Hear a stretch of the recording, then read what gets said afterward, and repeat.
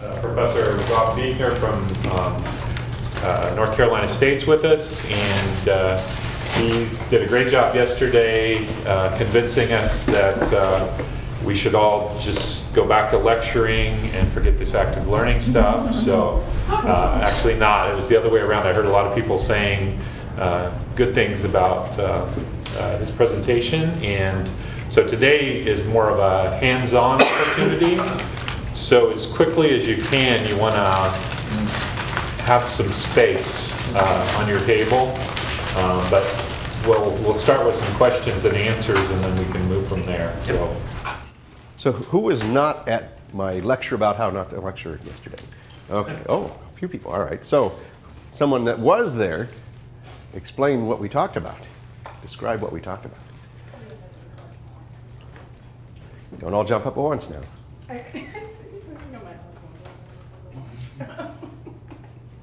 How to scale up is the answer to all our problems. Oh, okay. Well, I thought that was obvious anyway, but so what is scale up?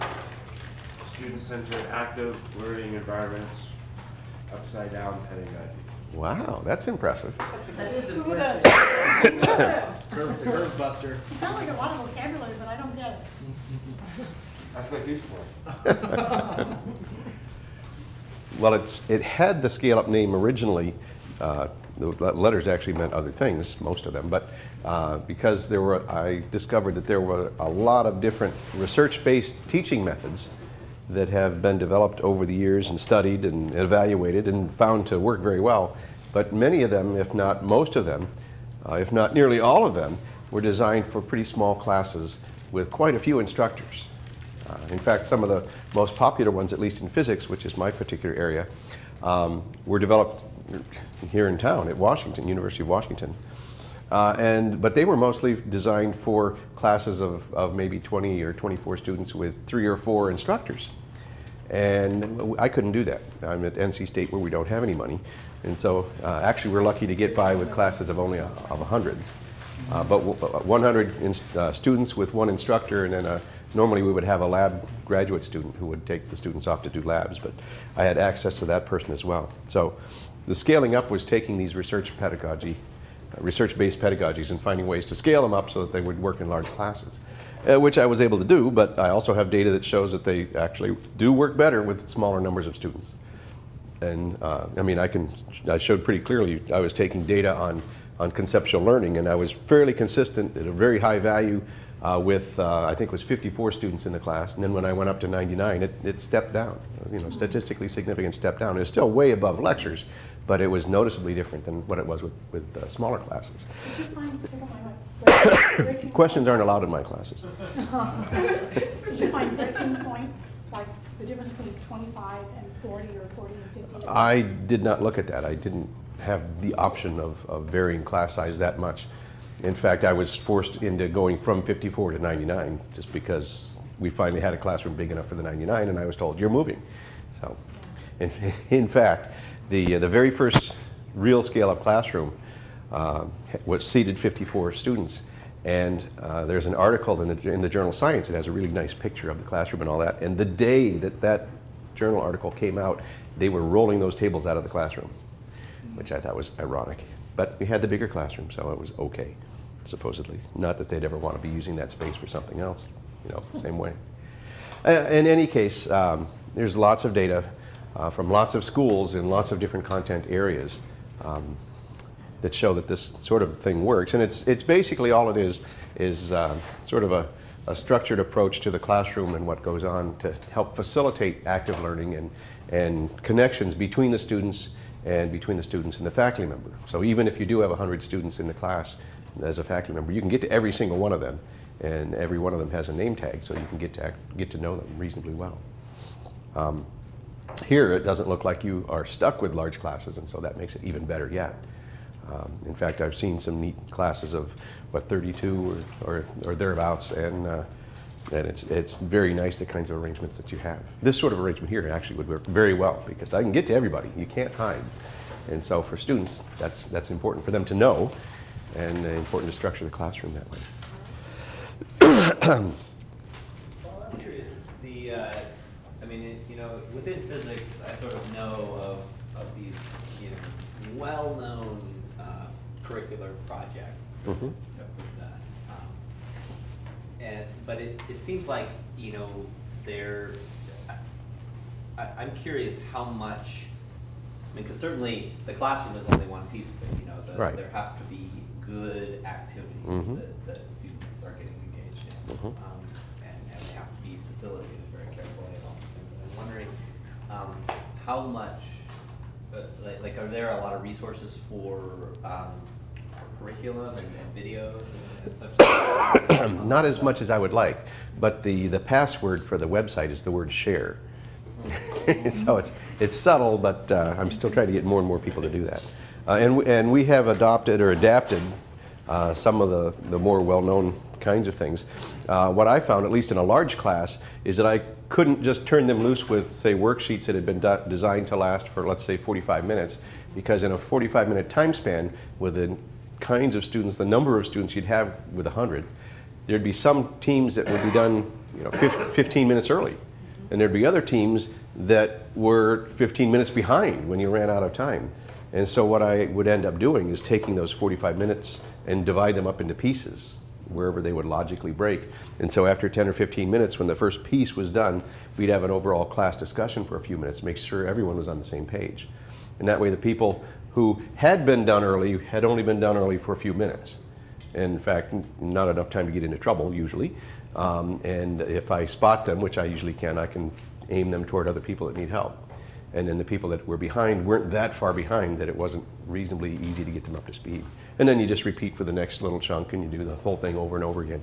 So I found that breaking existing things up into smaller pieces work better. In physics, there's a lot of stuff online. In chemistry, there's stuff online. Other places, you can do searches. In fact, I just answered an email.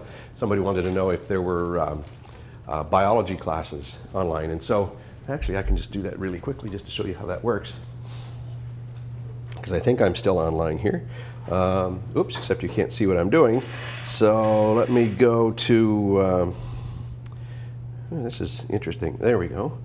Can I share the screen somehow? If I go to, let's see here. It's difficult because I can't see everything I'm looking at. System preferences. Normally I have a little dealie up there that lets me just fiddle with it, but for whatever reason. All right, so let's mirror the displays. That way you'll be able to see what I'm looking at, okay? And so now if I go to the web, this is the Scale Up website.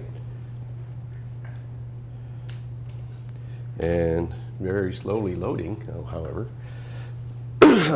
And there are some videos and things like that. You can get an idea of what different schools are doing. These are videos produced by different schools right here.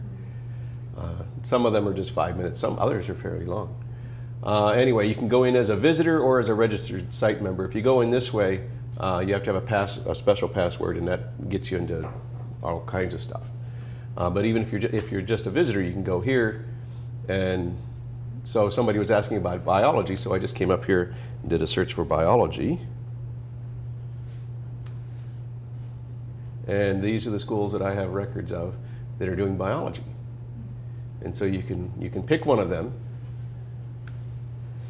And so we'll see what Virginia Tech is doing. Jill Seibel is teaching a biology class. That's all I know about that. But there's contact information, so if you click on that, you can send an email to Jill Seibel and say, hey, what are you doing in your biology class?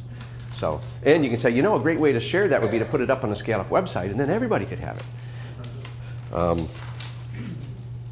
And then, as long as we're here, let me go back to the beginning, and I will show you what you get if you log in.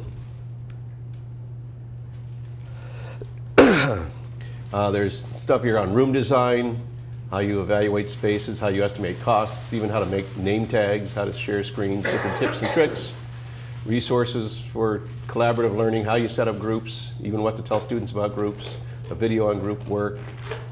We do TA and faculty training, so there's stuff here you can get for that. Then here's physics materials, chemistry materials. There's some biology materials. How to teach literature, all kinds of stuff. And then down, well, there's movies, Scale Up the movies. So different things there. And then if you are interested in the research, there's lots and lots and lots of papers from lots of places. So you can grab these and they just keep going. So that sort of information is available if people want it. But the key is that if you are contacting somebody to get their instructional materials, ask them to put it on the Scale Up website. What they will tell you, I can already tell you in advance, they will say, well, we've been tweaking those, but they're not quite ready. Because it doesn't matter who you talk to, they will tell you that. And so the response is, well, Beichner's tweaking his stuff and he's been at it 17 years, but his is on there. Because you always are making it better. And so it's easy to update things. And it's a whole lot easier to find things on the web than it is to start from scratch. Because it does take a long time to create these activities. If you are starting from scratch, it'll take a long time. I recommend that you get a team of people doing it if you can.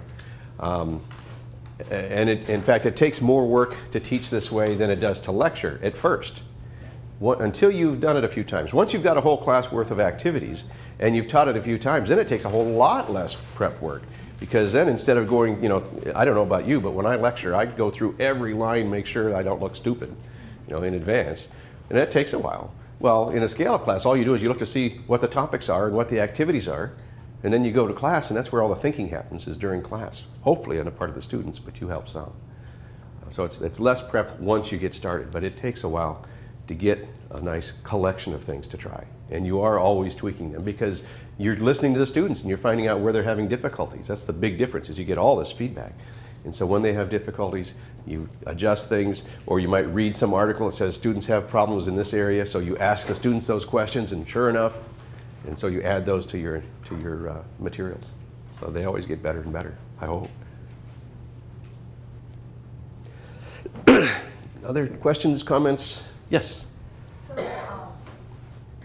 yesterday in your workshop, you were talking about the effects of this scale-up classroom. So when you assess that, when you evaluate that, those effectiveness, you are comparing like student GPA at the end or their grades. That's one thing we've done, Right. yes. Right. Is there any other area? Sure. Let's let me bring up some of that stuff.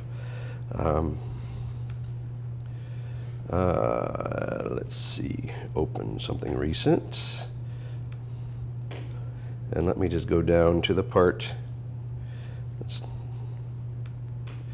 going to have to make this smaller. For some reason, this has made my screen like a quarter smaller than it normally is, and I'm not sure why. You change it to some preferences. And by the time I figure out how to do that, it's probably not worth the effort. Let's see. So let's not skip those. Let's not skip these. Oops.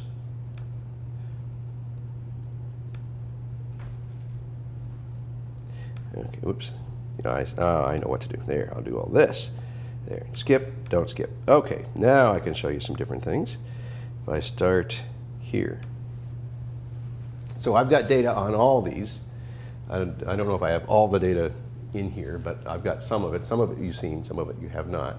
Let's see, let's skip past the course goals. Oh, this is describes some of the ways that we assessed learning. And this is just what I've done just in physics, not just at NC State, but anyway.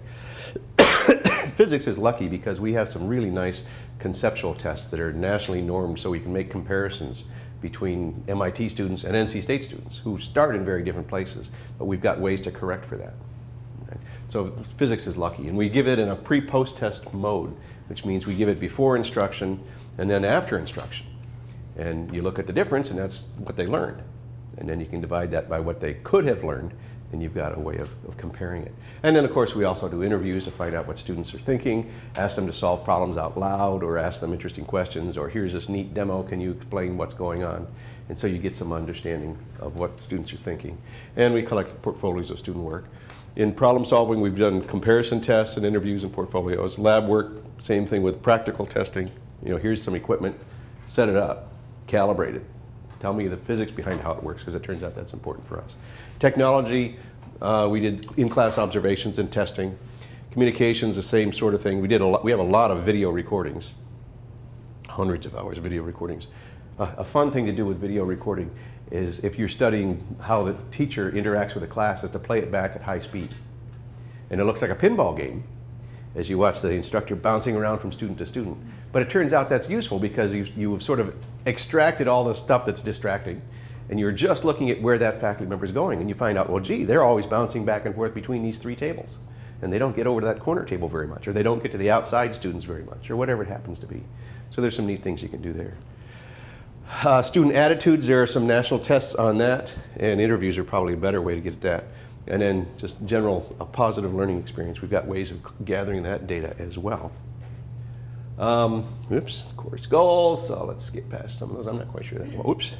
This I think I did show last time, but for those of you that weren't here, I'm thinking of redoing this and sort of having it expand so we can talk about it. But this is a normalized gain, which is basically percentage of possible progress. And this is for physics. This is a first semester intro physics course in mechanics, motion and what causes changes in motion, and electricity and magnetism. So it's 2 courses at different schools, NC State, Central Florida, Rochester Institute of Technology, MIT. And then these are different tests, nationally normed tests for these different areas. So different courses, different instructors, different tests, okay? And then this bottom, middle, top, these are thirds of the class in terms of ability as measured by a pre-test score, okay? And so you can see sort of uniformly the scale-up students did better than the students who were in passive lectures. Okay, that's nice. What I find interesting, though, is that if you look, it's the top students who tend to gain the most. And that's because, we think, because they are doing a lot of the teaching in these classes. And there's something called cognitive rehearsal that basically says that as you teach someone something, your own understanding of it strengthens. You reinforce existing synapses, if you want to think of it in terms of of cognitive science, and you add more synapses to a concept, a constellation sort of. But so anyway, so that's multiple conceptual tests at multiple places. And there's similar results at other schools and other areas. A lot of people are worried about content coverage, and a few places have specifically commented on that. Clemson was one of them, and they teach all of their freshman chemistry this way, and all of their intro math, actually. And they're covering the same content. I cover the same amount of content. Minnesota's actively looking for a 250 student room. They now have about 20 scale-up classrooms. About a third of their student body is in what they call an ALC, active learning classroom, every year. University of Victoria had a master's student who did a study of their database systems course, and found that their evaluation exceeded their expectations, which were fairly high to start with. This was on problem solving. This is in physics at NC State. And what I did was take the tests that were written by the lecturing faculty for their students and randomly pull problems off those tests and give them to the scale-up students. And what ended up happening is that the scale-up students did about a letter grade better, roughly, on the test written by faculty for their own students, which ticked off the faculty, but that's another story. And that's pretty uniform here, except you'll notice, I don't remember now why there was such a big difference here, but the one that interested me was this one, because that actually was different. And anytime you've got some pattern, that's different, you know that the key phrase in science is not eureka. The key phrase in science is, what the heck? So I saw that and I wondered what was going on. And so I looked, and it turns out just by chance I had randomly pulled a problem. I mean, I hadn't even looked at the problems yet, because I was trying to keep it random. I pulled them off, and this one had not been covered yet in scale-up. So then the interesting thing is the fact that the scale-up students did nearly as well. I mean, this is a statistically significant difference. So they did not do as well as the traditional students, but they did almost as well as the students who had been taught that material in class, even though the scale-up students had not seen it. That's because they have been trained specifically in how to solve problems they've never seen before. Retention rates. This was really easy data to get, as it turns out. A single email to university, what's it called? Office of Institutional Effectiveness. And a couple days later, I had an Excel spreadsheet with more than 16,000 students. Everyone who had taken one of these 2 physics courses, a calculus-based engineering physics course, over the past 5 years. And I was able to sort those by what were scale-up sections and what were traditional sections, and looked at the failure rates. And overall, you can see the failure rate dropped by a factor of 3, even though the academic standards are higher in the scale-up classes. Do the students know when they're signing up for a class that they're choosing to scale up over? Actually, we were worried about that because the data was coming out so uniformly positive. We were afraid that somehow the students who are going into these sections are, they're picking it because they know it's interesting and different and they want to learn. And that would totally screw the data up. So what we did is for 2 semesters, we took the students who signed up for Scale Up and divided them in half and threw half back into the lectures and the other half into Scale Up. And we tracked them. And Scale Up students still did consistently better than everybody else. And more importantly, probably, the students who had registered for Scale Up but did not get in did the same as all the other students in the lectures. So there was not a volunteer bias. Now, as it turns out, the data is being skewed because, at least at NC State, academic advisors are funneling weaker students into the scale-up sections because they do better, which is great, except that messes our data up. So anyway, African Americans failure rate dropped by about a factor of 4, females dropped by about a factor of 5. There are uncertainty bars here. I don't call them error bars because it's not an error, it's an uncertainty. That's a topic for conversation, right? In any case, you can see they're pretty small. Over here, they're there, but they're so small you're not going to see them with 16,000 students. Here, the reason that this bar is missing is because during that 5-year time span, we didn't have a single Hispanic student who failed a scale-up section. Another thing, just to give you a little bit of the politics of this, the reason that I remember those factors, 1/3, 1/4, 1/5, is because I was not allowed to report this data for a while by my department head. Because he didn't want our local newspaper finding out that we were failing 1/3 of our African American students. He said he was not going to allow that to be published. And back then I didn't have tenure. Of course, the whole idea of tenure is you can tell the department head to go jump in the lake. Well, now that I have tenure, there it is. He did allow me, I was able to convince him to let me explain that this dropped by a factor of 4. That's why I remember those numbers. But just in case you were thinking that there's no politics in research.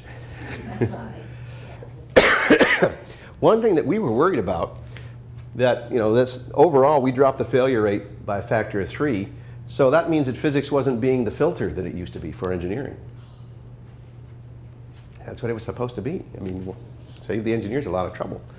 Well, what happens if all these students get through physics, but then they end up failing later in engineering? Then we actually would have done them a disservice because we should have bumped them out earlier when they'd have more chance to successfully switch to some other major.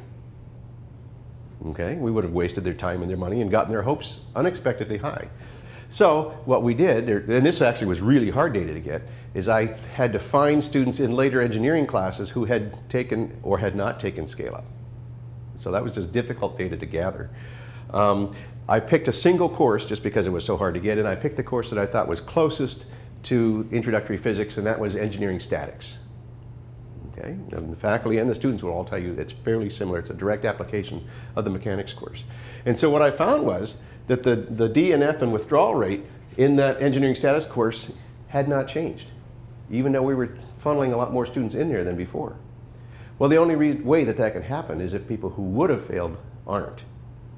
But I needed to test that, and so the way I did was I needed a way to label people in advance before I looked at the data of being at risk of failure. And so I just arbitrarily said if their math SAT scores were below 500, they're going to have a tough time because their math skills aren't very good. And what I found was if they had taken the traditional lecture physics path, then they would have failed almost 1/3 of the time in their statics course. If they had taken at least one, could have taken 2, but at least one scale-up class, their failure rate was only 17% of the time. So they were getting something. I mean, and I knew that something like that had to be happening since the failure rate wasn't changing, but it was nice to be able to pin it down like that. Clemson, I'd mentioned earlier, in their Calc 1 courses, they had really high, they had 44% D's, F's, and W's in Calculus 1. And they dropped that within a year, they dropped that in half. Okay? And in fact, they're making it what they're calling part of their academic culture. They've got more than a dozen rooms. They teach all of their intro math up through and including differential equations. They teach, and so if you ask them for content, you can get them to share that on their website. They're some of the worst offenders because they've got all this great stuff and they aren't sharing it. And then they also have all of their freshman engineering being taught that way. Minnesota, some of you are familiar with the folks at Minnesota. They did an interesting thing. They built 2 scale-up classrooms, they call them active learning classrooms, as pilots. And the plan was, we're going to build these 2 classrooms and we're going to pump as many faculty through these as we can to see if they like it or not, and if enough people like it, then we'll convince the powers to be to build a big building. So they did, and what they discovered, in fact, the only negative problem they had was that once faculty taught in that space, they didn't want to then leave the space so somebody else could come in and try it. They didn't want to go back to lecturing again. And so they went ahead and built this giant building that's got 20 of these rooms in it. This is kind of interesting. At the Erie campus of Penn State, they noticed that there were substantial differences. This was in physics. Yes, this was in physics. And they found there was a big difference in male and female success in the course, and they were able to correlate that to pre-tests on math ability. They found that females' math abilities were substantially lower than males, and the males outperformed them in their physics class. Once they instituted scale-up, they still had the incoming math differences between the genders, but they didn't have the differences in outcome in physics. So physics was somehow able to overcome those differences in math ability for females. This is kind of neat. MIT, they call their approach TEAL, for Technology Enhanced Active Learning. But what they did was test a year and even a year and a half later with some of these nationally normed tests. And they were still able to pick out students who had gone through their TEAL classrooms instead of the traditional physics instruction a year and a half later. They can't do this anymore because all of their intro physics courses are taught that way. It's actually a good thing they did this. MIT had more difficulty with student acceptance than anywhere else, by far. And I think there are a couple reasons. One, there was a faculty member who was so convinced that this couldn't possibly work, even though he had never taught these courses before, certainly never taught them in the new classroom. But he was so convinced that it couldn't possibly work that he talked to a lot of students and riled them up enough to start petitions to the university. Another bad thing that happened was that the initial location for the classroom was planned to take over space in the student center building, which is not a good idea. Students got all up in arms about that. And then there was another thing that happened. Up until this time, MIT had some sort of a policy that for any of your intro courses, if you didn't do very well, you could just take it again. And the better grade is the only one that shows up in your transcript. So people would just sort of try courses, and if it didn't work, they'd do it again. Well, the very semester that they changed that rule so that everything continues to show up on your transcript, which is a big difference, they also instituted on a large scale these classes that pretty much require students to come to class. And students at MIT were not used to going to class. They were so smart they didn't have to go to class. In fact, that was kind of a badge of honor. I went to only 3 classes all semester. I still aced that course. MIT students are different than your typical students. Okay. But anyway, so they had lots of things going against them. And so what was interesting was there was a lot of student complaint. Students were saying, I know I can get the same grade with a lot less work in a regular class, which is probably true. They weren't concerned about learning, they just wanted the grade. What the department did was they listened to all those complaints, but they also collected data. And they discovered that students were learning a lot more in these classes, so they just kept doing it. And so now, now that it's been more than 4 years, it's always been done that way. Once you get past 4 years, that's a generation of students. And so it's always been done that way. In fact, they sent me an article from the MIT student newspaper, I think it's the Technician or something like that. And there was an article saying, I'd heard in the past there were student complaints about these classes, but I don't see what the problem is, blah, blah, blah, blah, blah, blah. So the department was clever in that they continued to collect data and realize what was important. Somebody over here was, yes? At MIT or anything else, was there ever a control with the instructor, so the instructor teaching both? Yes, actually not at MIT, but at Central Florida and at NC State. We would have people going back and forth between the two. It was hard to do this because people don't want to go back to lecturing, but we did it. And what we found was you could just look at the numbers on these scores on conceptual tests, and they would go like this, ding, ding, ding, ding, ding, between the two types of instruction. Okay, that's all the data that I brought with you. So that was a long answer to your question, but there's lots of data in lots of areas, and I didn't present all of it, certainly. But those papers, I've been trying to collect papers that discuss it, and so if you're on the Scale Up website, you can pull those out and read them. What about breaking out the different activities? Is there a study that would say that like the peer intervention is more effective than possibly, I don't know, one of the other pieces in the upside down pedagogy?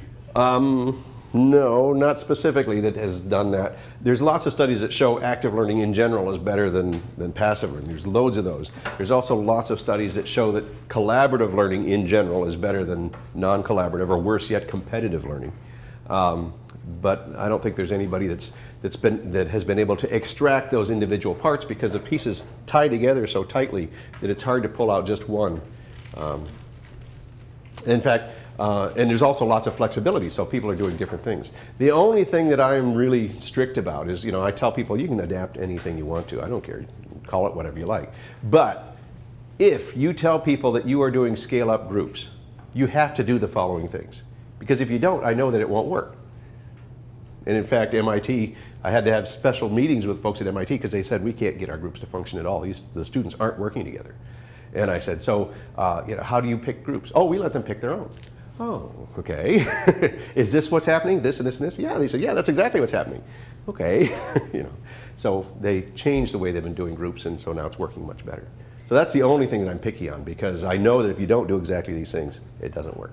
Do you have a slide with the 5 things that are 5 rules? Wow, you remember 5 things? Very impressive. Well, I thought you weren't there. You just said there were 5 things. Oh, see, here I was being so impressed. I thought, wow, this is incredible. They learned everything. See, now I'm not nearly as impressed. Yes, I do have it here. Whether I'll be able to find it in any reasonable amount of time, that's another question. If I put my glasses on so I could actually see this, that'd probably help. Yes. Yes, this 1, 2, 3, 4. Oops, it's 6. Oops, no, that's not it. I'm sorry. I lied. Light table. This is it. There we go. This is based on literally thousands of pieces of research. If you want to know about them, actually, this is that book that I was mentioning. David Johnson, Roger Johnson are brothers at the University of Minnesota. Carl Smith is another author on this. He's an engineer. And this book is called Cooperative Learning, Increasing College Faculty Instructional Productivity. It's a paperback. It's about that thick. You can sit down and read it in one sitting. And it's wonderful because it's very, very detailed, things to do, and just enough of a connection to the literature that if you want to know more, you can go read it. But you can at least see that this isn't just somebody sitting around, in their ivory tower saying, this is what I suggest you do. This is all based on a lot of research. Johnson, Johnson, and Smith, Cooperative Learning, Increasing College Faculty Instructional Productivity. Increasing College Faculty Instructional Productivity. That's enough. You can do a search on that and pull it out. But these are the 5 things that you so impressed me with. Individual accountability, you have to structure it so that people don't get out of work. They can't shirk responsibility by being in a group. And that's important because it's the weak students who are going to try to do that, and they're the ones that need to work the hardest, probably. There has to be a reason for them to work together, positive interdependence. Give them problems that are so hard that even the best student on their own couldn't do them. Divide up information so that everybody in the group is important. There's an approach called a jigsaw, where you can take the Gesundheit, different actually I can say bless you here. I was talking with Stamatis Vokos, and I'm from a state school, and you have to say Gesundheit in a state school. Anyway, positive interdependence with jigsaw, you can take up some kind of content, different pieces of information that are needed. All these pieces are needed to make something work, and you divide the group up so that each person goes and gets a little piece. And then they come together and they have to share what they know in order for the group to have enough information to solve the problem. So everybody's got an important part. You have to give them time to work together. Have to take time to do that. In class, and then of course you give them enough stuff out of class that they're working together too. They have to be trained in how to do this, because just, you know, if their only understanding of groups is that you do it by counting off by threes, then they need to know a lot more about how groups function. There are group roles, you know, a manager, a questioner, a recorder. Those roles have different responsibilities. We can go into that more if you want to, but they need to have training. We've got videos of groups that function well and videos that aren't functioning well. I mean, they're all staged, but the one that's fun, we were making fun of this one student because he had the same role in both a good group and a bad group. In the good group, he was the manager, and he went over the top. And so, you know, the manager's supposed to get everybody started up. And so the video starts, he says, "Okay, gang, let's get started." So anytime we saw this poor graduate student, we would always do that. But then in the video that we shot of him being part of a group that was not functioning well, during it was all scripted, but his phone rings, his cell phone rings. And so he pulls away from the group, and you see him walk off the screen, and and he comes back a few minutes later and sits down and just sort of says, "Okay, now what are we doing?" So there's lots of fun things that you can do for training. And this is available on the Scale Up website if you want that. And then they have to assess how well the group is functioning. In terms of their roles, which is important. You know, somebody may have been really good at directing the action, but they were supposed to be the recorder. So they sort of did everything. Well, then they really weren't doing their job. And so there's ways that you can do that. And in fact, you can even have them give scoring to each other in an anonymous way that you can use to adjust. So you can give a group a group score for something that they produced, and then use this scaling of their group performance to adjust that overall. You know, let's say everybody got an 80 on some task. Well, you actually are going to get an 83 because you did a really good job, whereas I'm afraid, you know, she was actually trying to impress people, but she really wasn't doing that good a job, and her 80 is going to get turned down into a 74. I'm sorry. Maybe you'll learn, and next time you won't do that. Do you rotate the roles? Oh, yes. They're within a group. They stay in a group for 3 or 4 weeks, but the roles within a group change. I used to keep them in the same group all semester long, but what I found semester after semester, about halfway through, class would start to break down. And what I discovered is that they would be working together, you know, 5 hours a week in class, and who knows how many hours a week outside of class. They would get to be good friends. And they'd start going to movies together and parties together. We've got some marriages that have come out of it. Anyway, they ended up having way too much to talk about besides content. So then I thought, well, I'll just break, you know, I'll say, okay, I'll put them into groups, change the groups halfway through the semester. You would have thought that I went in there and ripped their hearts out. I mean, there were girls crying. And so that was too long. So now it's every 3 or 4 weeks. After every exam, I put them in new groups. It's interesting. And then I was going to say something else about that. What was it? I can't remember right offhand. Oh, you had asked about rotating, that's right. So every day, though, they are in a different role. And so what I do is they always want to find out how I'm going to determine who's who. And so I try to make it something fun. You know, that if it's a rainy day, the person in your group who is least well prepared for the rain today, judging by their clothes or how wet they are or whatever, that person clearly is the skeptic in the group. You know, or you know, the person who has the neatest desktop in front of them right now. Quick look around at your group. That person obviously should be the manager today. That kind of stuff. Or you know, just weird things. The person who has the longest shoelaces. They're all looking down. Well, you don't even have shoelaces there. So all kinds of weird things. So anyway, these are those 5 things. Did that answer your question? These are good questions. What else? Are we going to get to see like any videos today? Or? Not videos, but you'll get a chance to do some activities. Okay? Yes? So how do you set up the students in the beginning of the course to get really engaged in how you set the course up and they get to feel for them to get the feeling and say, oh, Yep. okay, so this is way I'm going to learn how to Yep. function in this. Yeah, you have to sell it to them because it's very different. In fact, at the end of the semester, I have students write advice. In fact, here, I'll show you. And do you have a sense of how long it takes as well for, on average, like for students to get used to it? Oh, they get used to it very rapidly. It's not a problem. Let's see. Secrets of success. Hints from former students. So every semester I collect hints from former students. So they take WebAssign seriously, communicate within your group, tell the professor if there's a problem, read ahead, ask questions, come to class well rested, attend class regularly, work on labs as a team, help each other.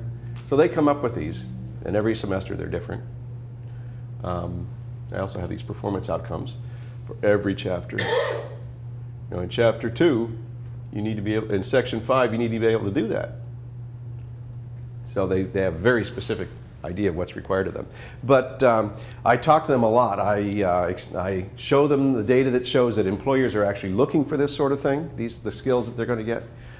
They walk in the classroom and it clearly looks very different. The very first activity they have not been assigned to teams yet, so they just sit wherever they want to for the first day. And I tell them, find out who at your table lives farthest from Raleigh. Not their campus address, but their home address, which is an icebreaker. That person then goes up to the whiteboard that's associated with their table and collects rumors from their table about the class, about physics, about the instructor, about the textbook, about scale up if they've heard about it, anything that's relevant. And they collect them and they write them down on the whiteboard. It's big enough for everybody to see. And then we go around the room and I talk about all those. And because I can't associate any particular rumor with the individual that produced it, you get the real thing. Physics sucks. And it's right up there. So then I have to talk about that. That's not a rumor. That's not a rumor. But we talk about that. People do have trouble with physics. What kind of problems have you heard that students have? People have, well, you can't fake your way through something. Well, that's true. Blah, blah, blah. And so we talk about what physics is and how the course is going to work. I do a lot of things. I explain to them that they are responsible for getting all these performance outcomes. The more of these they can do, the better their grade will be. And some of these we won't get to in class. But anything they've got a question on, they should ask. And the more difficult ones, I'll have activities already lined up for them. Well, what I will do is on the first exam, as I'm writing that exam, of course, when you have these written out, it makes writing exams really easy because you just say, well, let's see here. They need to be able to draw a free body diagram. Okay, let me put a problem on here. Draw the free body diagram for blah, blah, blah, blah, blah. So it makes it easy to create tests. But what I will do is I'll go through here and specifically pull out things that we haven't discussed in class and put them on the test. And it's fun. I smile because it happens the same way every semester. The day after the test, some student, and it's always a male student, will come in and they'll sit down like this. And they're not happy, and you start class, any questions or comments about the test? Problem 12 on the test asked us to do this and that, and we didn't talk about that in class. And I respond, why didn't we? They're not expecting that. If you didn't understand that particular performance outcome, first of all, which performance outcome was that? Oh, that's that one. Well, why didn't you ask about that if you had questions? So that doesn't happen again after that. They learn that there's a responsibility. I also give them some standard stories. Let's see. One standard story is you go to Target to buy a pair of sneakers. And you look over all the sneakers and you finally pick out the pair you want. And you pull the box and you buy it and you go home. And you're pretty excited because these are nice sneakers. And you sit down on your bed and you open the cover and you pull out your sneakers and you realize there's only one shoelace. So you put the sneakers back in the box, you put the lid on it, and you put it up in the closet because you were never very good about buying sneakers anyway. You just never really figured that out. No, you go back to Target and you say, hey, I was supposed to get two, Well, if there's something you don't understand, you're paying money to learn this, get it cleared up. Either ask the people in your group or the people at your table, or ask me, but get it cleared up. But it's their responsibility because there's 100 of them. I can't read all their minds. So I'm going to assume if you don't ask that you understand it. And just to make sure, I'll be asking some questions. I mean, if it was up to me, I wouldn't bother with tests, but you need to. Yeah. Yes? Yeah, I mean, I like that philosophically. Uh-huh. And I like the idea of it. And I'm trying to play it out. He's getting ready to say, but. No. Yeah. The big but questions are things I love doing. So, but I'm not going to go there. But I will now.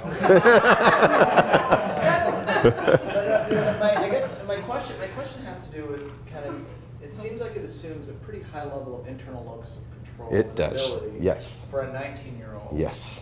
And to the point of knowing how they're supposed to learn and how to ask those questions. Yep. Yep. How do you set up the course in a way that they're going to know that the understood responsibility is on them to dig? And I don't know. I mean, there's a level at which I feel like they would know how to ask the question anyway. Yep. Does that make any Yes, sense? yes. Because they're not you. That's right, and in fact, it's the weaker students who have that difficulty. Yeah. But so there's a couple things. One is, I tell them that sneaker story. They have these very explicitly. They love this because they think you're telling them what's on the test, which actually you are in a sense. I mean, you're not saying here are the problems, but there's, you need to be able to do a problem like this. Right. And I do other things. I tell them other stories. If this was a class on Shakespeare, how would you feel if I had such a low opinion of you that I wouldn't believe that you would read the play? So you come to class, and basically I'll tell you what the play was all about.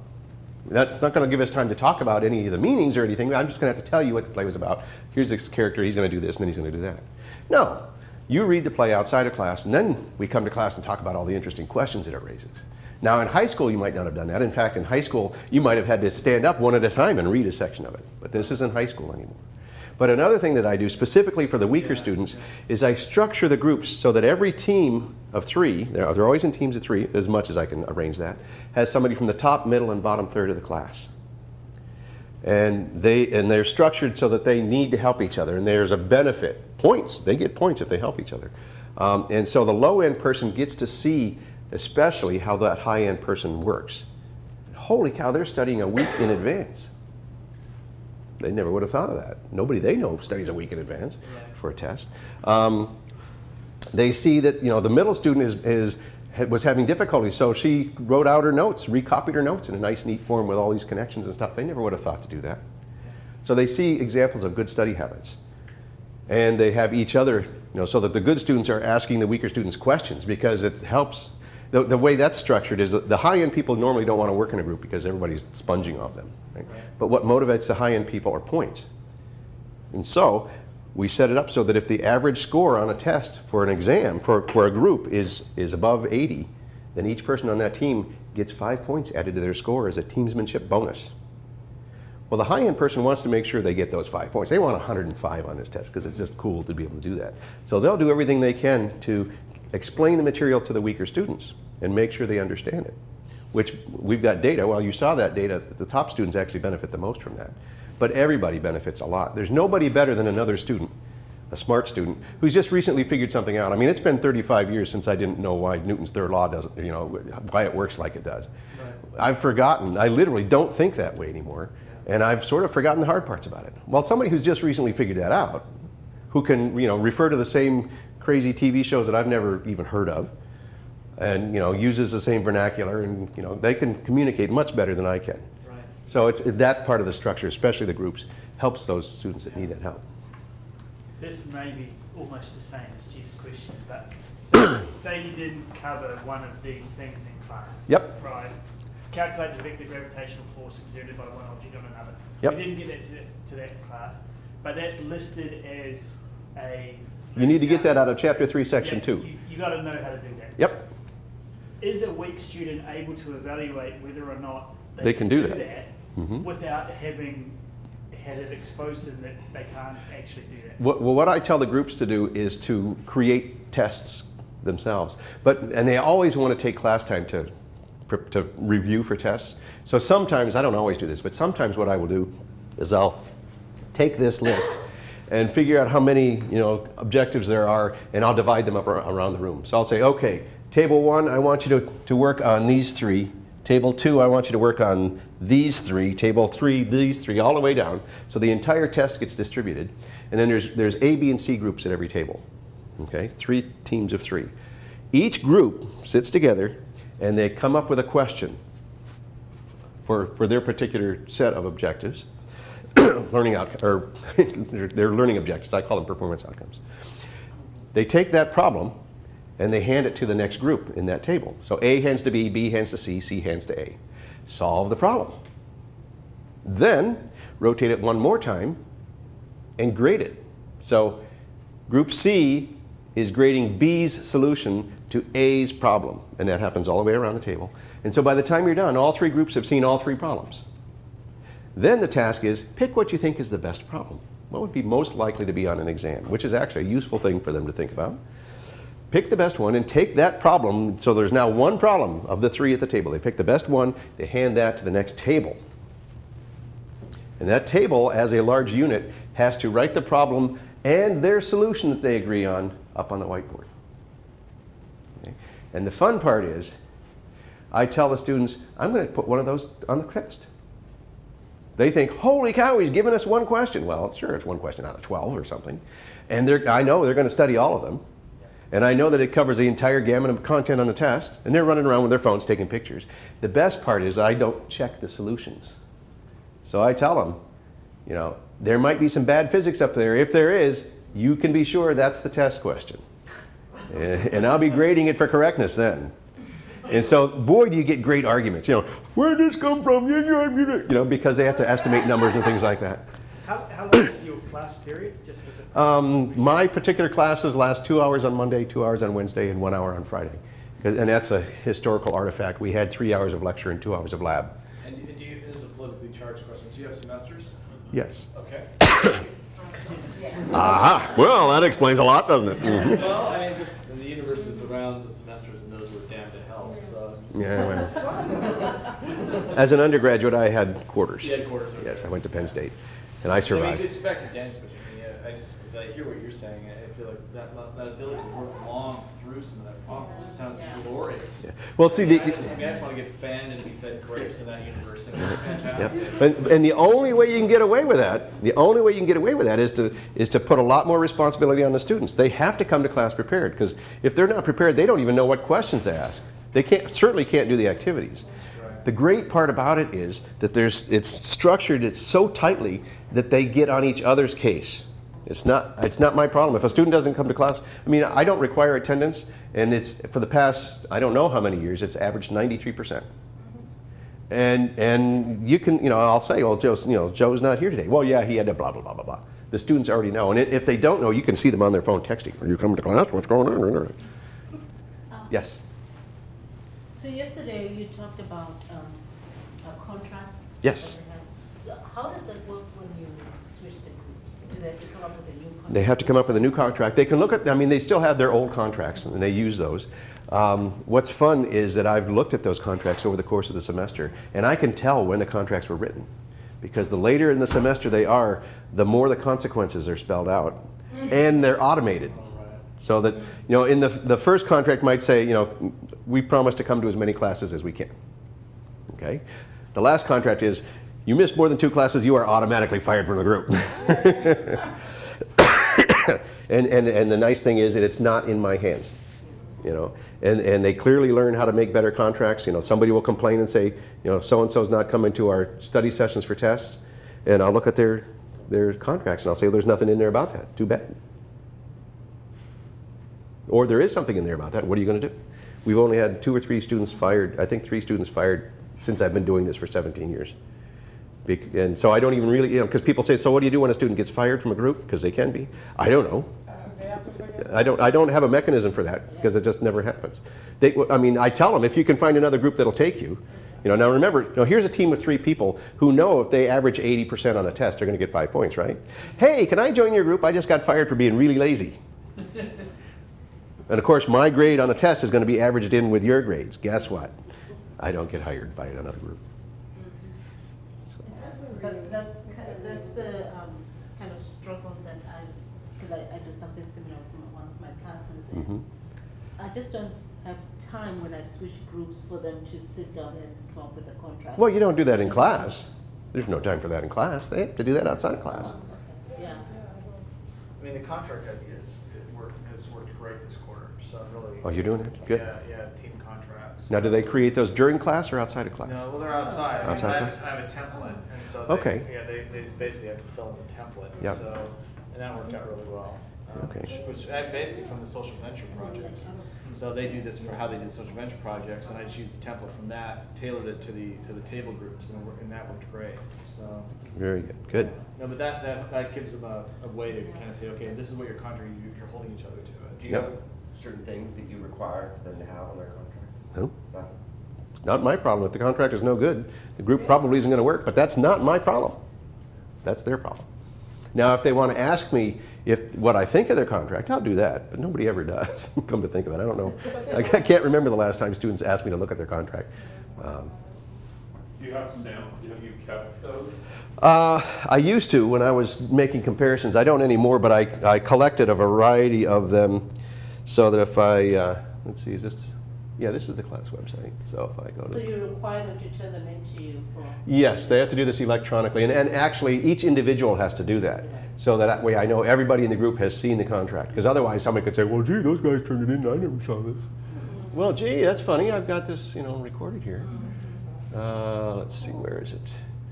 So this Secrets of Success, probably. Collaboration. Yeah, some group, that was on their page. Was it? Some example group contracts are available. Oh, yep. What kind you want? Typical. Typical, okay. Very fancy. Okay, I'll come to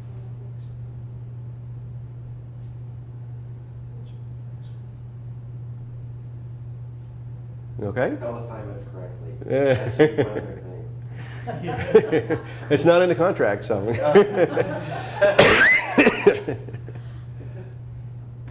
Now, if you want the fancy one here, the very fancy one. See, very fancy. Wow. That's the whole song. Here we I go. like that. I have an 8 students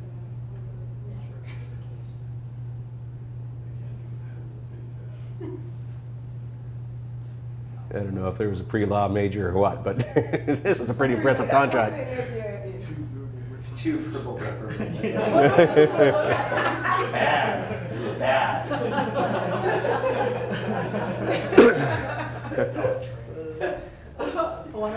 I have them do group tests that I have them sign off on each other's tests. Oh, that's interesting. Because I only grade 1 out of 10. Uh-huh. Oh, I see. Uh-huh. Yeah, and so they have to sign that they're okay with me grading that Uh-huh. one. They don't know which one.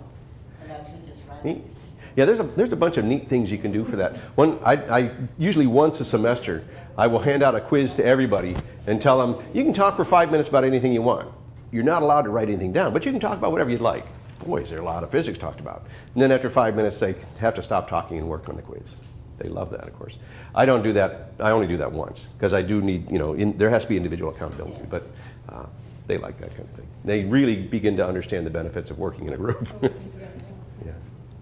Should we be doing some activities here? Okay.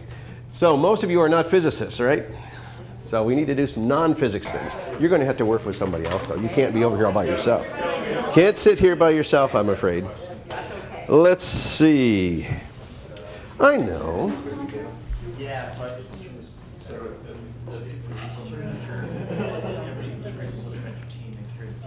Oops.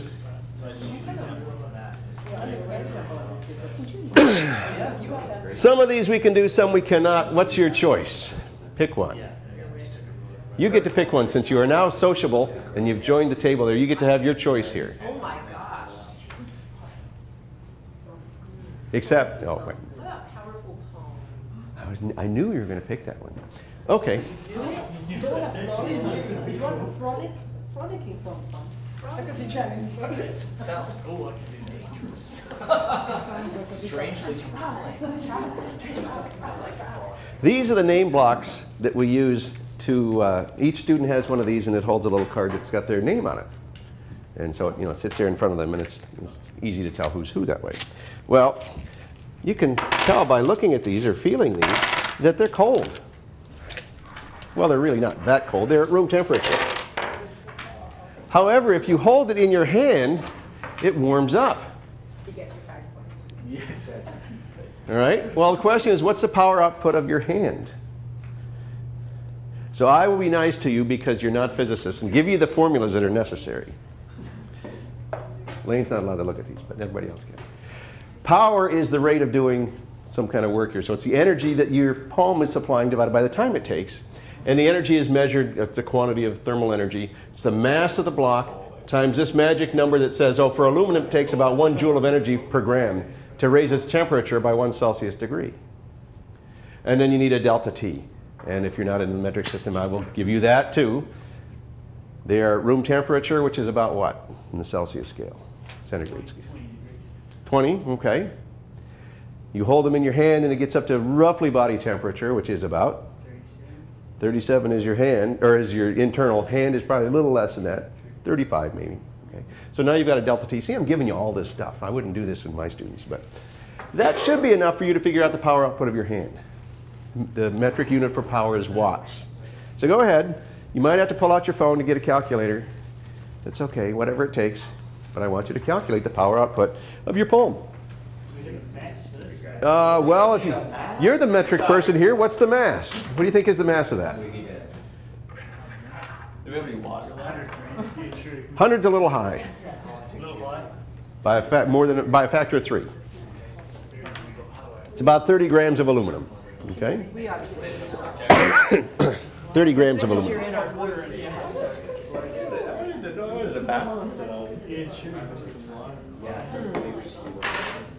All right.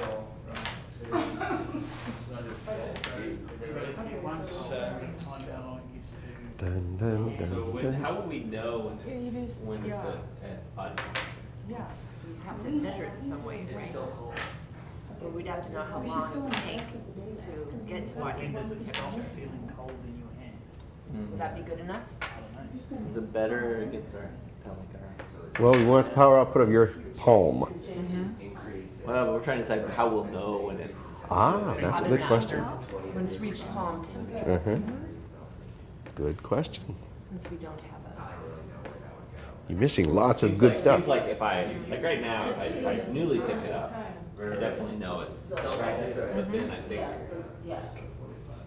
if I were to transfer to the other hand and not notice it as it's cold, then I might think It still works the same way, though. I know. But none of those things. They haven't come up with any new numbers. They're all the same numbers.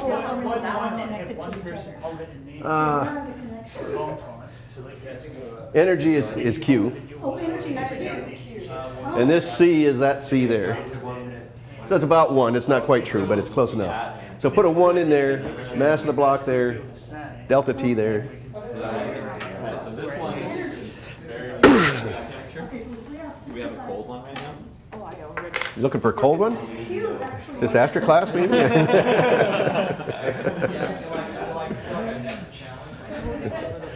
David's got this. See if I can melt it. So the physicist in me is saying, but the power is probably not. And C actually isn't 1 either. It's about 0.92, but close enough. Get it within an order of magnitude. It's good enough for me. Okay, so we're going to try to... Can I help somehow with metrics? What do you need? We're trying to estimate. It's about 30 grams. It's really probably 36 grams, but how's that? Now, in my class, I would hand out weights, and you'd have to go, well, let's see, 3 and like that. Is it warm? Okay, good. So you've got a warm one, you've got a warm one. Okay, so This one's cold. So what are we going to do? I'm going to grab... One of these ladies needs to do the calculation because neither one is participating in this group. Yes, we are. We are. Oh, thank you. Okay. I saw people watching. Not much talking. Do we lose points for that? Well, you won't get any bogus points today. We haven't started calculating. How long does the nurse do the take your temperature? Changing time is 15 seconds. Well, it depends on the unit of measurement. So some of them, like if you do total time thermometer, it's like a couple of minutes for mercury. But the nice new ones are pretty rapid. Yeah. And then C So should we try to start Now we time? need- A good minute. Do you want me to be the grabber? This is time. This is change in temperature because you need that. Does that make sense? If something's going to undergo a larger change in temperature, it's going to take more energy than if it's a small one. I have a basic math question. So Q equals M times C times delta T. So I've got the delta T here. And I've got the N here, but I don't see it. Cold hands, warm heart. But you just said 65. Oh, right. So that's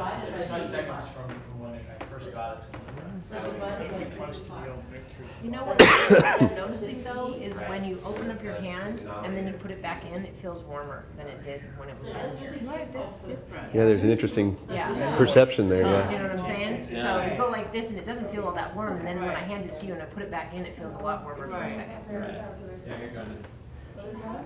Just read it 30 times 15. Yeah, 30 times 15 is 4.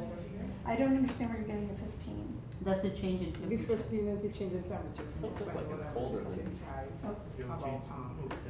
Okay, I'm gonna have to start, okay, so Q equals The M, mass. which is 30.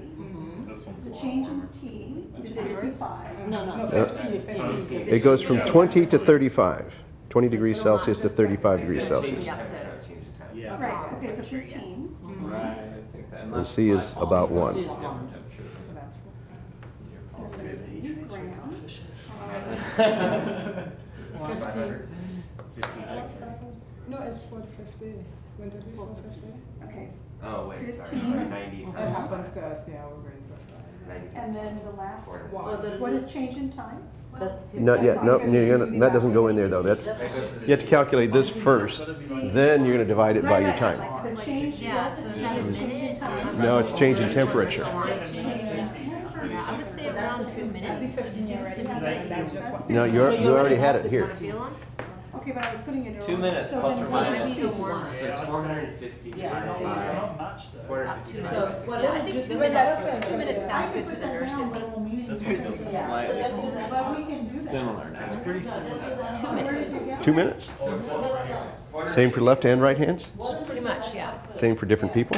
That's what we're just trying. Ah, very good. We're also thinking about how long does it take to take your temperature with our old style.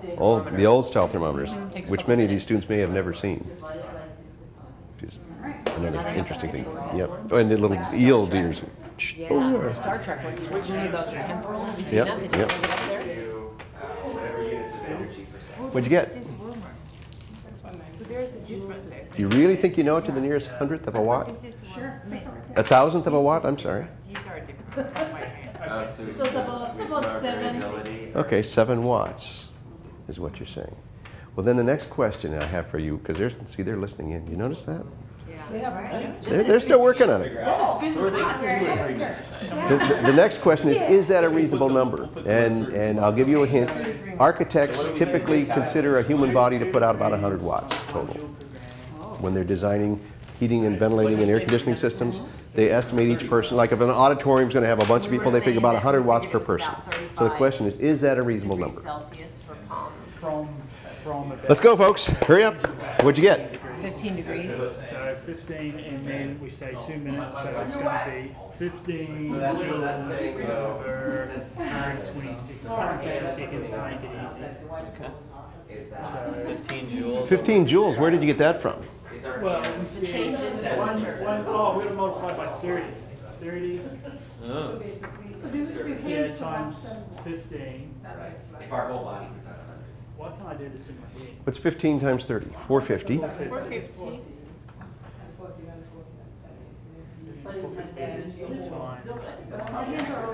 Okay, that's 450. Divided, like 150 seconds. Okay. 3 watts. Okay. Now the question is that reasonable? Is that reasonable? Architects, when they are designing like a big auditorium or something, and they're figuring out the AC requirements, they will estimate each person puts out a total of about 100 watts. So is that 130 about? Because you see everything. Like So what'd you decide? Seems reasonable? Yeah. Well, but I mean, you're the biologist. There's a lot more. There's a lot more. An extremity. 7%. You're the nurse. So because it's an extremity, you think it puts out less than the average or more than the average? Or? But if you put it on your armpit, My it certainly, would get warmer a lot faster. Your body. Okay. All right. It wouldn't be very efficient if we did. Does your hand Okay, let's talk about this. circulation? These folks, I like the auditorium thing because that's the. these folks got 7 watts. You folks got 3 watts. So those are, considering the, how carefully you were making your measurements, it's not bad. Who's got the hot hands over there?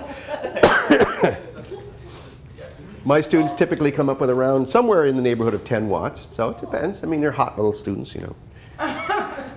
And it's 100 watts typically per person. This is a fairly small area, but it's also a fairly warm area, as it turns out. Unless your body is cold so that it does shut down the blood flow.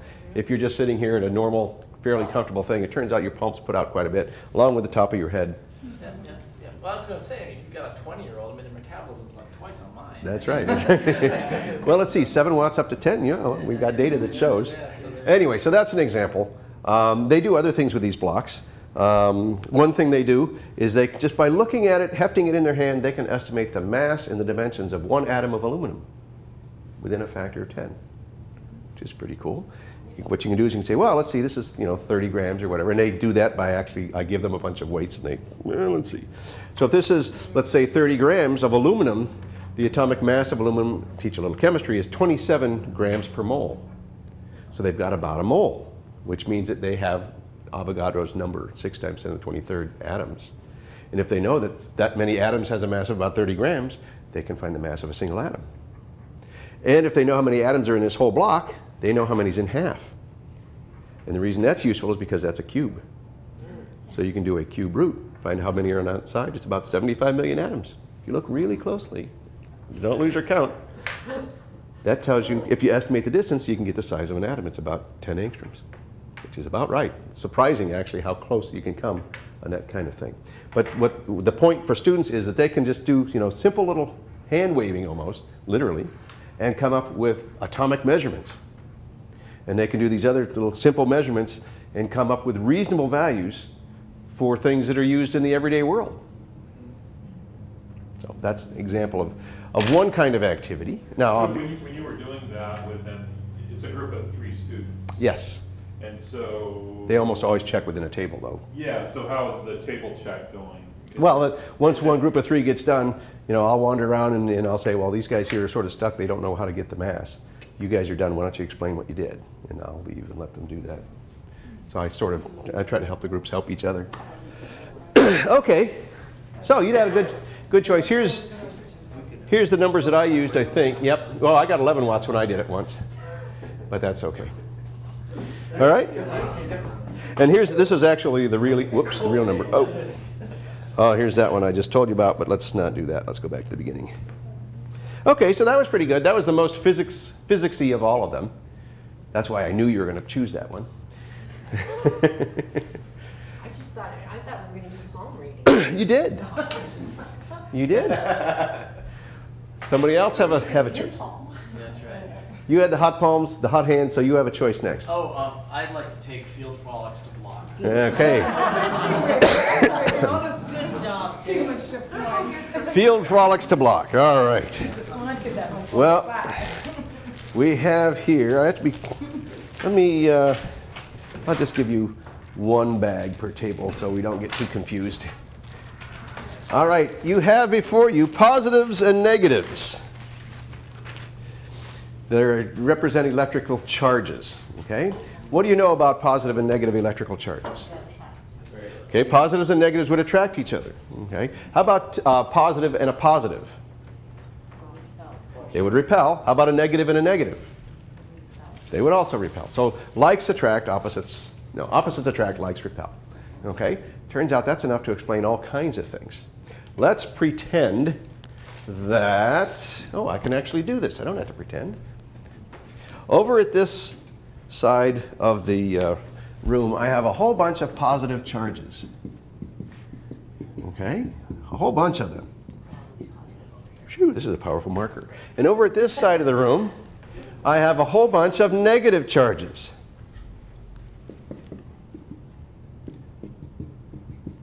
Pretend those are nice negative charges. It turns out your tables are conductors. Conductors are substances that allow charges to move around on them. Okay? So there's a bunch of negative charges over there, a bunch of positive charges over there. What are your charges going to do? Figure out what they'll do and make them do it.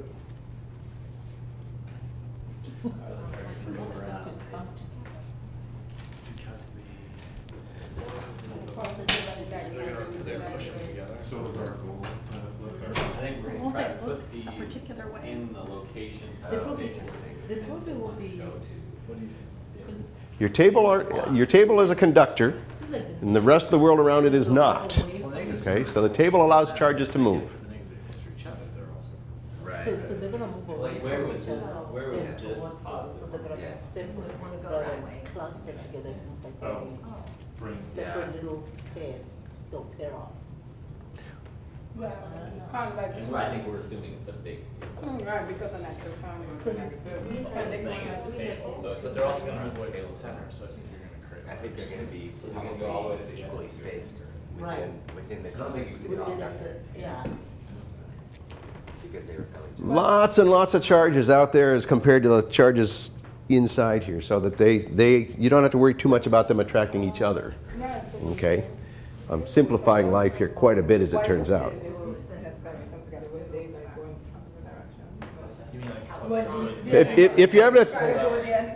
If you're having a tough time, just take a single charge and imagine what it would do if it was free to do it, whatever it wanted to do. What would a single charge do?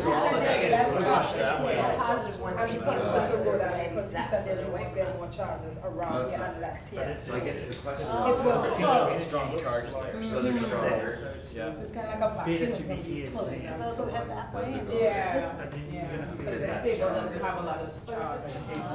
I'm looking at the board, you missed out, he drew it. Well, it would be the other way around. So, but that's, the board's a lot further away, right? Opposite Yeah, direction. got it. Except those are gonna be But they're gonna those be would all be. Here's a nice little charge. What are those charges going to be doing to this charge? Pushing on it. Okay. So it's let's say it's right here. If it's being pushed that way, is it free to move in this direction? And by the way, those are also going to be pulling on it. Okay. So, yeah. Well, why doesn't it keep going? That is our learning outcome. Okay, and this is not. Okay. Everybody believe that? So look like. They look skeptical to me. You may need to convince them. So it won't be able to cross from this route. Okay, so here's a charge. Here's a charge. One little charge. What are all those positives going to be doing to this charge? Push on it. And what are all those negatives going to be doing to it? Pulling on it. Okay. Is this free to move? Yeah, except the attraction of this But it's gonna have hinders to it a find- little bit. Okay. Because they're gonna be pulling a little They, bit. they will be pulling. I agree. And they're gonna be Whoops, I'm sorry. repulsed by these guys. Okay. So we were trying to create space between them. We were doing it originally like this, it's like, no, no. Well, they will be pushing each other like that. Okay. But they're gonna be lesser charge than force. The force is gonna be That's stronger stronger, on the that force is outside. stronger than this. Okay. So it All slows right. it down a little bit. All right. And you can pretend that this isn't here, by the way, so that you can go across that. And they're gonna go all All right. So where will they go? So they'll come over here, those would come, But if we're a conduit, they're gonna be within the Don't they wanna efficient way that push they're these trying to cars? get that conduit. So Yeah. they use the conduit. So They wouldn't be on top of each other. No. But I mean, well, here's two positives that are very close together. Yeah, they can't, On they that can't table, pile them what up. they're doing on this table. Looks like David's having a good time though. That works, but they were, They were wanting to stacked right up. pile them, Okay. And I don't think they would do that because they wouldn't wanna be there close to each other. Okay. All right. All right. So you can take a look at each table, what they've got. There's a little bit of difference here. These people have it all along the edge and negatives over there. Everybody's got negatives over here and positives over there. These folks don't have them quite to the edges. Do you want to talk about that and convince the other table that they're... There's lunch in the way. Almost to the. Oh, lunch, I hadn't taken into the lunch factor into account, so. We're not really big on certainty, Yeah. so we wanted to live in a lot of space. Okay. We like to have some epicenter. But certainly it's easy to see how these get separated, okay? Now, let me ask you this. It turns out that it's a little more complicated than that because I've got a knob. And this knob allows me to adjust those external charges. Actually, it turns out what they're doing is creating an electric field. And I can adjust those charges. And let's pretend that I turned it down a little bit. What would happen to the charge configuration? If I didn't turn it off, I just turned it down. Turned the external charges down a little bit. Okay. They still repel each other. All right. All right. So they're in a little closer. All right. Oh, wait, wait. He's playing again. I came over. Look what I did. I just turned it up. What happens? They spread each other out. Okay. Now here's the thing to think about. If these things are along the edges, compare the charge configuration you've got at your table to the external charge configuration. You notice anything?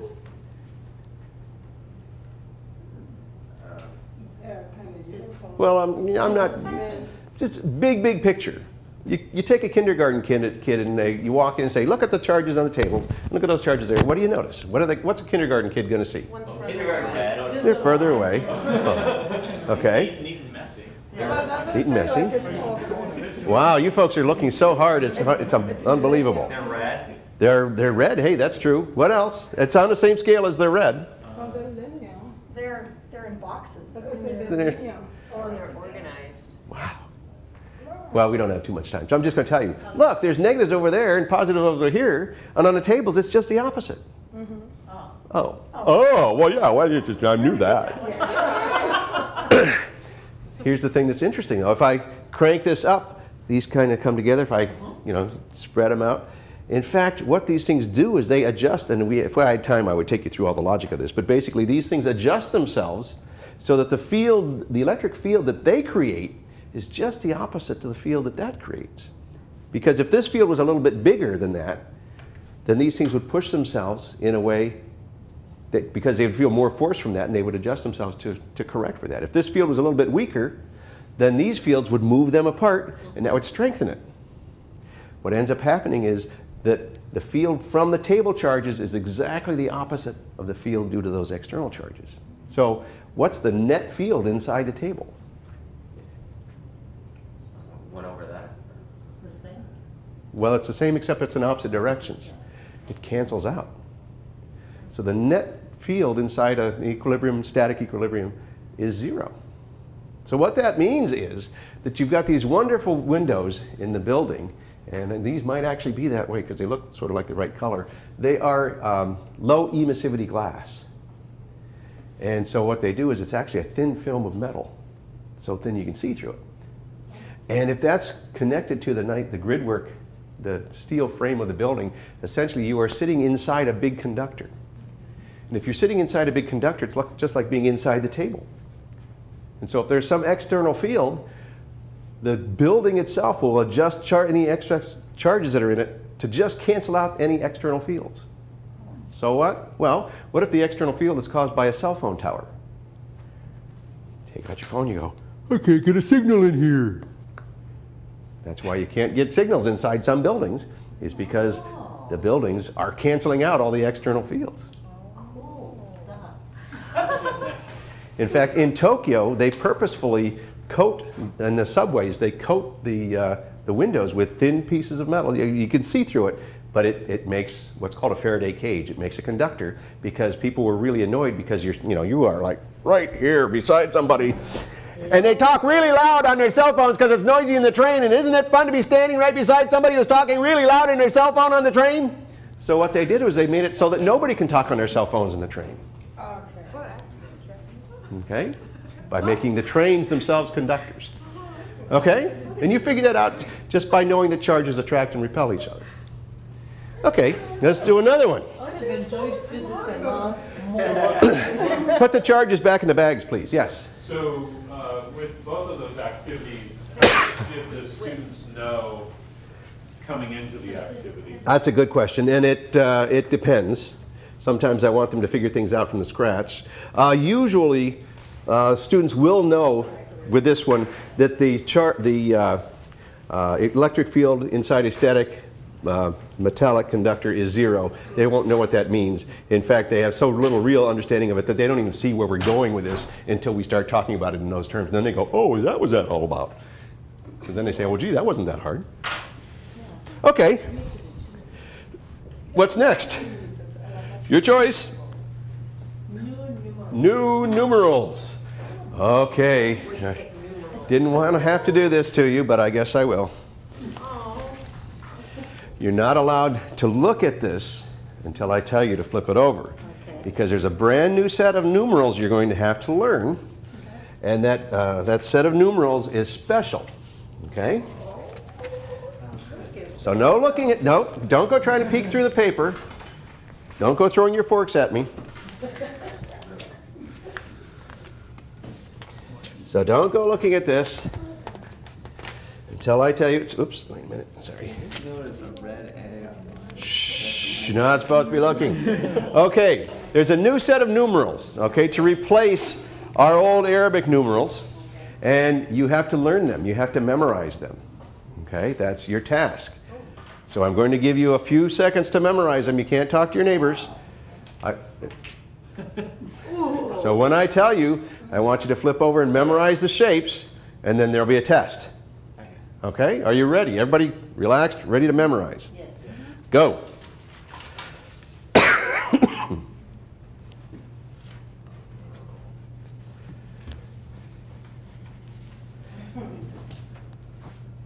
All right? Everybody got them? Okay, flip them over. You're done. Close them up. Time's up. Time's up. Close them up.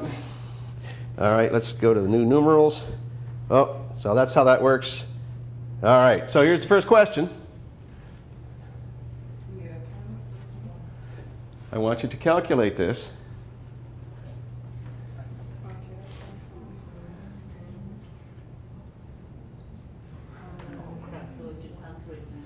Okay, everybody got it? Yep. How many people say it's A? How many people say it's another A? B? C? One C? D? Okay. Of course, the answer is A. Okay. Let's do another one. Come on, let's go. This is easy. You should be able to do this. That's what people are told in class when things aren't making sense. That's somehow supposed to help them. When you tell them that it's easy, when they don't understand it, that helps them.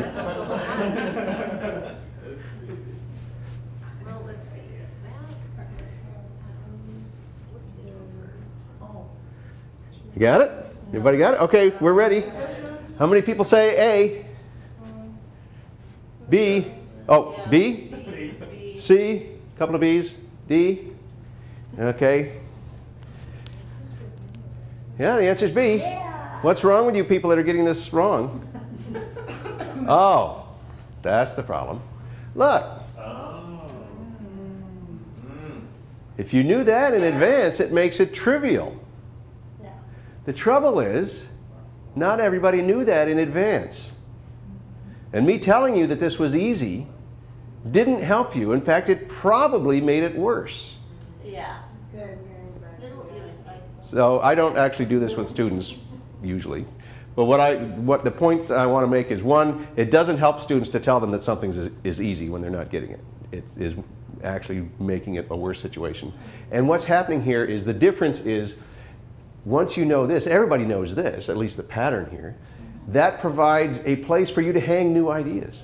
Now you probably, when we went, if I go back to the beginning, oops, not that far, this one, you probably everybody remembered the 7. Okay, because it looks like a 7. No, you didn't remember 7. No. Right? And maybe the 0, but the rest of these all seem sort of mysterious. Okay. Once you have a place to hook the ideas, however, it becomes really easy. That's how learning works. And the problem is, as experts, we have all those places to have ideas hooked to. It's easy for us. For students, they don't have them. So we have to be careful. Yes, Lane? Something else that I realized from doing this particular activity that I think has occurred for me before, but it was sort of reinforced, and that is that I'll have my students vote a lot during any class period. We're constantly, and one of the things I do is I really try to encourage them to all, voice. And in this case, I had nothing, right? I mean, I literally had no meaning to work with. And what's worse, he was doing great. Yeah. Isn't that annoying? He's always doing right, but I think my point is I really didn't want to vote. Yeah. It was a pointless thing that I really didn't want to do. And it makes me realize that whenever I ask my students to vote, I better be darn sure they at least have some pieces to work with. Yes. So it better be a question that taps into their intuition rather than something that taps into the rote material that was in the textbook chapter or something like that.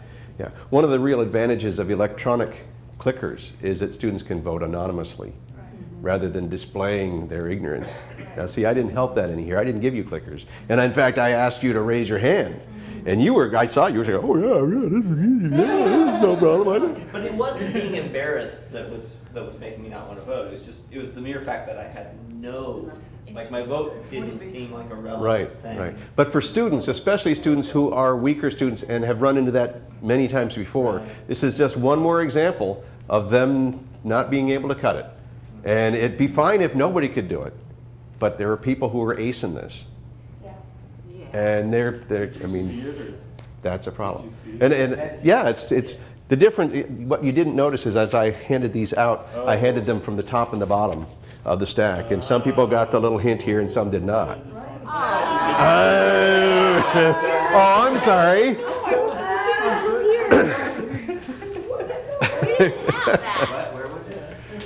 But I didn't even see it. It was relevant. I just couldn't look at it. The pressure was on. Well, and you didn't give us enough time. Oh, absolutely. It's hard. Yeah, oh yeah. I know. But I didn't see it. I only reached up to here. What I want you to pay attention to is how emotionally charged that was. Emotions make a huge difference in learning and interfere with learning in many cases. Because they basically take up processing cycles from other things. But especially negative emotions can cause real problems with learning. And so you've had to be careful about that. And I mean, I said it multiple times, but telling you that it's easy didn't help. No. And how many times, I really try to avoid that, but I know I've been in many classes where people say, oh, this is pretty easy, you'll get this really fast. And I go, what the hell? That's pretty much like saying you're stupid. Yes, that's basically what it feels like. This is easy. Other people are getting this figured out, and I have no clue. I think it's so offensive to make them feel kind of relaxed. Like it's easy to do comments I would have never gotten to that. Well, see, that's why I didn't give you that one. I tried this. So I wanted to see something. Okay. This may suggest why people get so frustrated with the light birthday candles in Beichner. Why are they not lit? Okay. How about whatever involves those balls? Well, there are two of them. Curveball or bouncing ball? Curveball, all right. Curveball it is. Whatever involves. Curveball it is. Okay. Exactly. 2 teams of 2, please. 2 teams at this table. Okay. 2 teams. You'll have to figure out how they work.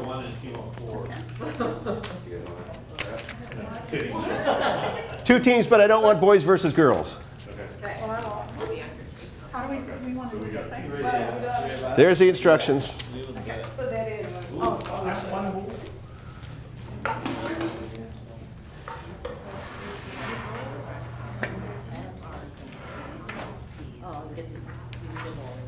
Thank you.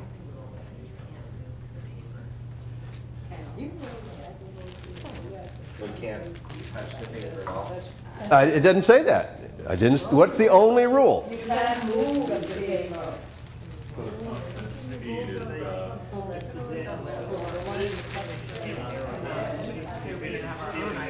so do we need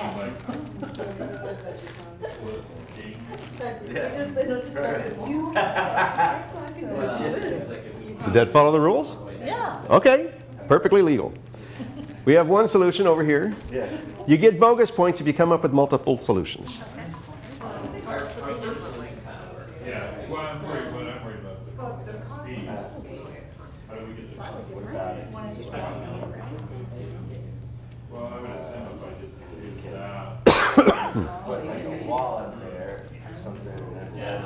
You moved around. How about Yeah. But yeah. Did it follow the rules? Yeah, that's legal. So I got 3 Fine. of them. So you've got 3 different ways? Yeah. Okay. This group has 3 ways of doing it. The rest of you are a bunch of slackers. Okay. I guess we just roll it right. Now we're up to 4. Here's a group with 4. Oh, roll. So that was. So we have 3 rules. So we have 3 rules. So that's Yeah, So we have to roll. I can't think of a good way to make sure it's like that. Well, as close as you can get it. I mean, it doesn't have to be super precise. That's not the main Holding it the whole piece, time. and you're right, yeah. And then 2 would be what you just did or what I just did. Oop. 1 block short. Who's hiding the aluminum block? Trick one? Maybe we go down to 2. Gotta watch students all the time. Oh, yeah, when you need the souvenir. Yeah, I don't know if we can get what else. Huh. Who knows? I've got touch constantly. Good say. Like, you do kind of alternate between us, like a touch here. Oh, I know. I'm gonna hold on one side, and I make sure this is the place that moves if we can. So then we get it rolling, and I'll check. What about? Oh, so we bounce it. Yeah, it could be that way too. Whoa, I like Ooh. Didn't touch either one. Now, if you are really good, you don't even need that. But it's supposed to go through. I'm not really good. Oh, okay. All right, let's talk about this. I would normally give you more time, but David has discovered the secret. Imagine the ball was wet, okay, and you rolled it on the paper. What would be left behind? a trail. And describe it. Be very thin. Be very thin and straight. Turns out, not by accident, a very thin straight line could go right through there and not touch either arc. Ah, David was being sneaky, but actually he was on the track there. All right, so that's one way. Students hate it when you show them that, of course, because what they're trying to do is make it go around a corner. Anytime something changes direction, okay, it's a little bit different. So what are some of the ways that you made it change direction? I see evidence of one way that you did it right there. What'd you do? Just folded the edge up. Yeah, fold the paper up. Kind of rolls along there. What was yours? I really liked yours. Your first one. Just Yeah, you just push the ball around the corner. Okay, that works. What was the way you had a whole bunch? We had the pushing, we had you walk your fingers around it, then we had each our fingers. Ooh, that's cute. Okay. Our fingers were like bumpers. Okay. All right. What's another way? Oh, we had it. Ah, you make a little track for it. Okay. Sometimes people blow on it. Okay. But all of those, what you're doing is you're applying a force, because that's what's required so that it doesn't go in a circle. Okay? So forces are required, or so that it does go in a circle, not in a straight line. Forces are required to change direction. The other thing that complicates it, of course, is that it's supposed to be at a constant speed. So that, I mean, let's say the ball's right here. If I apply a force in that direction, what's going to happen? If the ball is rolling that way and I apply a force that way, it speeds up. So that doesn't work. And it doesn't change its direction either. Well, what if I go the other, what if I do this? If the ball's rolling this way and I apply a force that way, maybe by blowing on it or something, what happens? Slows down. Can't do that. In fact, even if I apply a force like that, there's still going to be a component backwards to slow it down. Or even if I do it at some angle like that, it's going to be a component forwards, it'll speed it up. In fact, there's only one direction that I can apply a force to this, which we have to make it curve, that won't change its speed. What direction is that? The ball is going this way. What's the only way I can apply a force that will turn it but not change its speed? Exactly. Perpendicular, right? Because if there's any forward, it speeds up. Any backwards, it slows down. It's got to be perpendicular. Okay, so we did that, and now the ball's right there. What's the only direction that I can apply a force that will not change its speed? Perpendicular. Okay, so now it's right here. Perpendicular. Okay, now it's right here. I've actually done something very subtly sneaky. And I have rotated our coordinate system here a bit as I move the ball. But what I want you to see is what's the direction of all those forces? Perpendicular, perpendicular, perpendicular, perpendicular. What are they doing? Following the arc. The arc goes this way. We're perpendicular to the arc always. Yeah. So can you describe what those forces are doing? To the center. They're all pointing to the center. There's a fancy Latin term for that called centripetal, center seeking. Now, if you were in my physics class, your next task would be estimate the size of that force. What's going to determine how much force it takes to change an object's direction? What do you think? What properties of the object or the path it's on would make a difference? Mass of the ball. Yeah, if you've got a bowling ball rolling, you better blow pretty hard, right? As compared to a ping pong ball. Okay, what else? Fast it's going. Yeah, it might be a ping pong ball, but if you fire it out of a cannon, you better be blowing pretty hard if you're going to try to deflect it. What else? Size of the arc. Yes, a really sharp turn is going to take a lot more force than a gradual turn. Okay, all of those things together, and if you were in my physics class, you would then go and calculate, which of course means, well, we need to know the mass of a racquetball.